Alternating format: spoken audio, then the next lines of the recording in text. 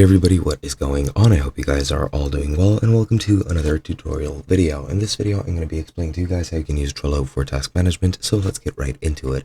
Now, once you create an account on Trello and you create your own workspace, you're going to need to create a board by clicking this plus icon here, or you'll be prompted to create one once you're joining Trello anyway, so you can do whatever you want.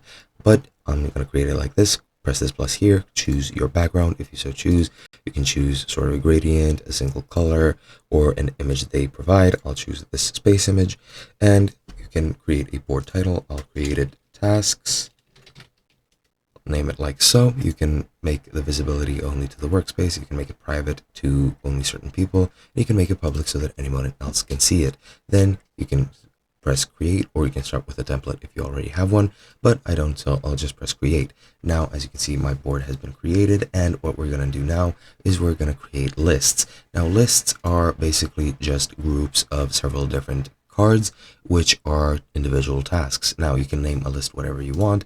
I'll name this list, for example, September 2024, and let's say these are all my big tasks that I want to do for September. Then you're going to add cards like so, name them whatever you like,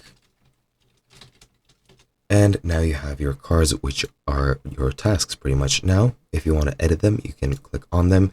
You can add a description to them. You can add other members that are supposed to help you with the task. You can add labels depending on priority or anything else if they relate to one certain thing that you're doing. You can also add a date, and you can add a due date.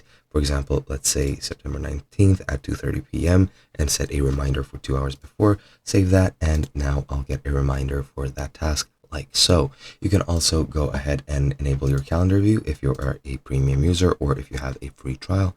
Then once we go here, as you can see for September 19th, I have task 1, and you can click on any day which you would like.